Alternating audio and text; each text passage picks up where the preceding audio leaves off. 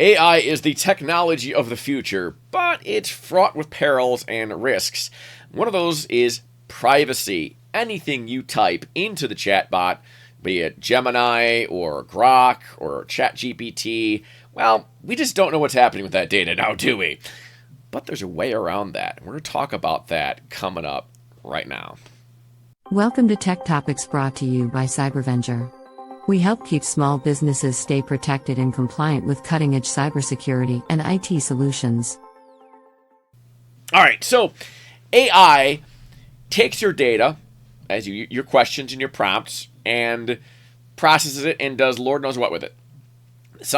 I know ChatGPT will sell you an enterprise version where they promise not to use your chat box data to train the AI, meaning that the data shouldn't end up anywhere. So if you wanted to take client data, let's say you had some medical information and you wanted AI to summarize a giant list of a patient's history or something like that, or whatever you're doing, or translate it to a different language or whatever it is you're trying to do, but that's a confidential information in there, you may worry that it ends up in the wrong hands and violates HIPAA, or if you have maybe accounting data or something special that you don't want falling in the wrong hands, right?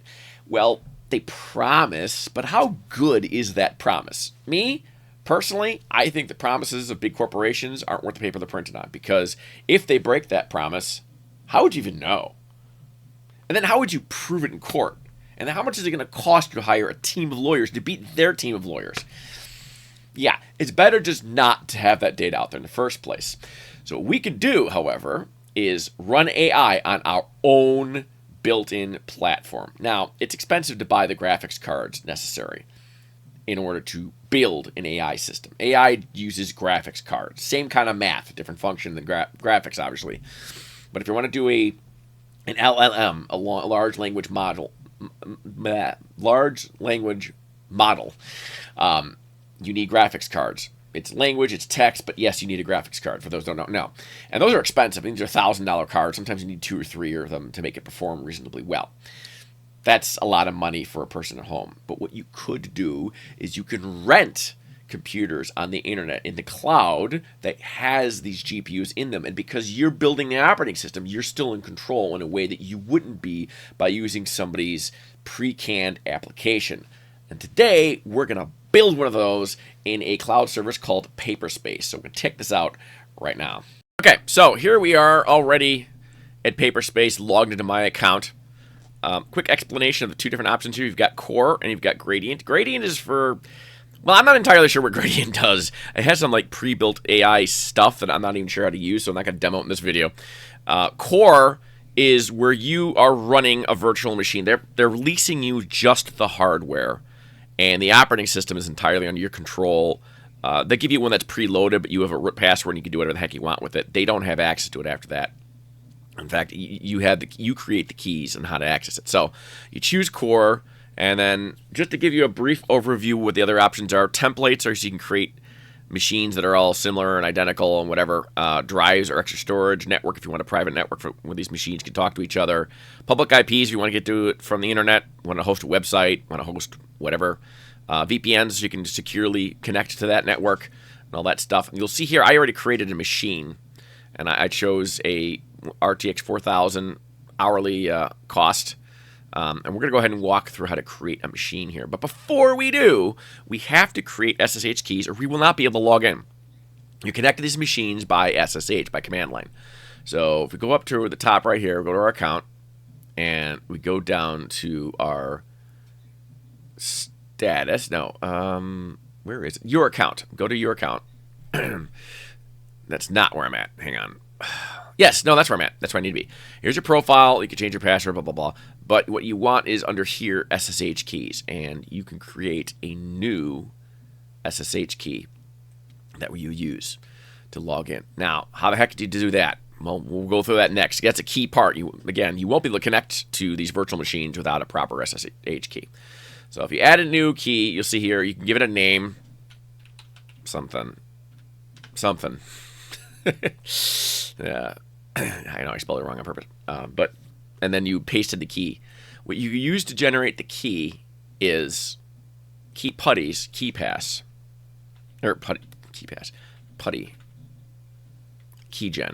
Here we go. Go here, and then we can create a new certificate. Click generate. And you got to move the mouse around to get this. So if I stop moving the mouse, look, the thing stops moving. I have to start moving the mouse to make it move because it's getting random data from you. It wants totally random data to help generate the thing. There we go. Now we have keys, and we should probably say the public key. And we want, let's call it test 3. You see all my other previous tests for me goofing around. Test3.pub. That's my public key, and of course I have my private key. No, I'm going to delete this in 2 minutes. I don't need a password. But yes, I want to create without a password. I'm just farting around. Test 3. I mean, I like that it nags you for security, but I'm just, again, messing around here for the lab. I'll be deleting all of this shortly. All right, once we have this key, it's already here, but we need to convert it because this key will not work if we paste it straight into here. All right, so here is our public key already in the screens. We highlight all this. Oops, we need to make sure we get all this highlighted. Just copy it. We can go here and paste it and add it. And it didn't complain or yell, so now we can log in with this key on our new creation. So, create on our machine. We have our machine they created before. I'm just going to use that as an example. If you hit connect, what ends up happening is it just gives you this little screen, and you want to copy it. Now, as I mentioned earlier, we can't use that key with this command. You got to convert it so that the SSH on Windows likes that format. It's a different format. I changed my mind. I don't think I'll mess with that in this video. What I'm just going to do is I'm going to copy this, and I'm going to show you how to use good old-fashioned putty to connect it to this thing, because that's just plain easier. Here's putty. It's a free GPL license. So what you would do is you would paste this in here. It's important to have the username in there. So username @ don't forget that. And then I'm going to save this as Paperspace as my name, just to name it. And then when we go down here to SSH, to auth, and then credentials. And then you can find the private key that we generated earlier. Here's test 3 that we created. And then don't hit open yet. Go back up to the session and save, so it includes that key. And now when we open it, it asks us, do we want to go ahead and log into this guy with this key pin? We're going to say, yeah, go for it. Okay, and there we are. Here we are logged into our machine. And now you can do all kinds of stuff with this. So now we have our virtual machine. The first thing I want to do is update it. Sudo apt update. Make sure everything's all loaded. And sudo apt upgrade. We're just patching it. Make sure everything's up to date and taking care of that. Just make sure nothing fails or gives us any trouble.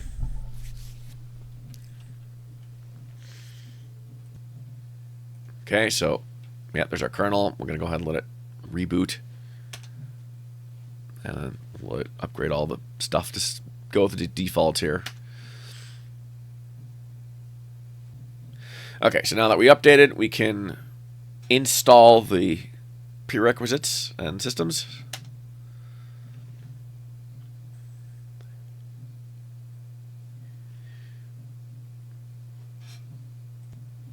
Yeah, same error we got earlier. That's okay. It's not an error. It just wants to restart. I'm fine with that. Same thing. Not going to change anything. It's okay. And just so you guys have time to write this down, you can pause the video and write down what we're installing here. Sudo, of course, is giving us, admin rights. Apt is an install thing. Installs that will install. Yes, don't ask us questions. And then we're installing these multiple things. Python, Python 3 venv, Python 3 pip, and build essential. So those are our prerequisites. That way we can run the script. So interestingly enough, if you look here, the next command that we're running is going to CURL, which means it's going to download from this URL here, and then it's going to launch it. And this is the Ollama install script that installs. This is our LLM 8 engine that actually runs them. So we'll go ahead and hit that now and start installing. It's kind of interesting though that there is no DEB file for Ollama. There is apt doesn't know about it, so we can't install it through the operating system. A lot of other packages you can use for using the package manager of most Linux operating systems. This doesn't. It requires a script. So that's kind of what we're doing. There's CURL downloading it now. I'll speed this up a bit. Okay, now the script is running.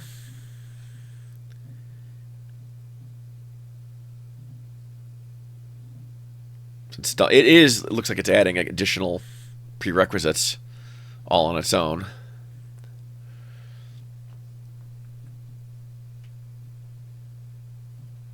I'm going to pause this again so you don't have to sit through and watch the whole thing.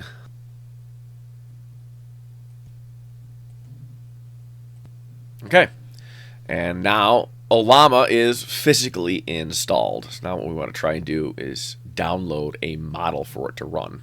So here's the one we're going to try. Minstrel, Gwen, DeepSeek. Of course, Ollama's built in like we just downloaded. So that's all done, and now we're going to try and actually run it. Now, at this point, if I wanted to install the RAG components, I would do so, but that's optional, and that's going to be put in the next video. So now that we have our system built, let's go ahead and run some basic commands here to try and chat with our LLM. Here's our command, Ollama run, and we're going to run the specific LLM that we downloaded. And it's doing its thing here, trying to log in. That takes a second. Okay, here we are. Make it ask it stuff. Let's just say, please tell me about yourself. Not bad, huh? Okay. How do you compare to other LLMs like Chat GPT?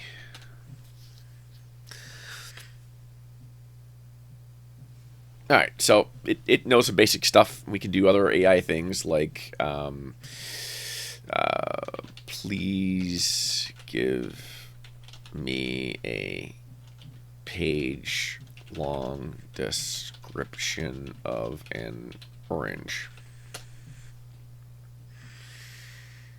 And you can see that speed it's writing is actually not half bad.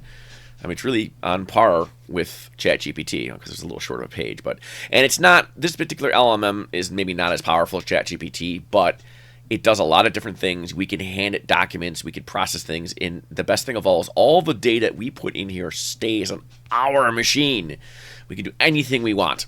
And we can even choose things with different levels and types of censorship. ChatGPT has a lot of censorship built in.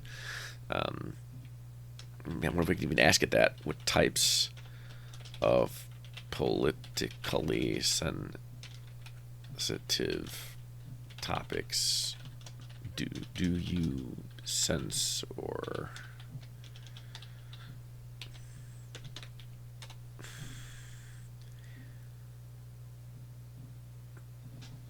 It goes on and on and on. So it does have some censorship built in. So different ones have different levels of things. Yeah, so avoid pursuing detailed, explicit descriptions of traumatic, which, is a mistake, I think. Let's say you want to talk about the Holocaust to students who don't understand the depths of human depravity under totalitarianism. I mean, that's a real lesson to be learned that must be passed on to future generations. Right? I'm humble opinion here. And if you don't describe what really happened, that's a piece of history that's not learned. Hate speech, well, that's hate. What is and is not hate speech is a matter of opinion. I don't want the machine making that distinction. That should be us. And ChatGPT does all kinds of other things here with that. But you can find other LLMs that don't filter in the ways that you don't want it to. You could find them, customize or train your own, and you could run them here. Now, again, the context of this video is more how do we build our own LLM to do things that we can use for work. I'm getting off a little bit of a tangent here, but you get the idea. You could train things to do different stuff. What you can also do is what's called a RAG. RAG stands for Retrieval Augmented Generation. And what you could do is you could feed the LLM your document library. Let's say you could feed it your company manual or policies and procedures and any kind of information, and you can have the LLM, you can ask the LLM questions about your own documents. All right, there you have it. Next video I'm going to do is going to talk about the RAG, how you get your documents into AI so that's referenceable by the AI, so the AI can tell you things about your document library and what it takes to format the documents into a way that AI can read it and use it. But at least this way you now have a generalized AI and you can interact with it all either on your local computer here in-house if you do want to pony up the money for the video graphics cards, or at least where you can rent them affordably and still confidentially. Because again, it's your data on your operating system. They don't directly have access to it, especially if you encrypt the hard drive and things like that.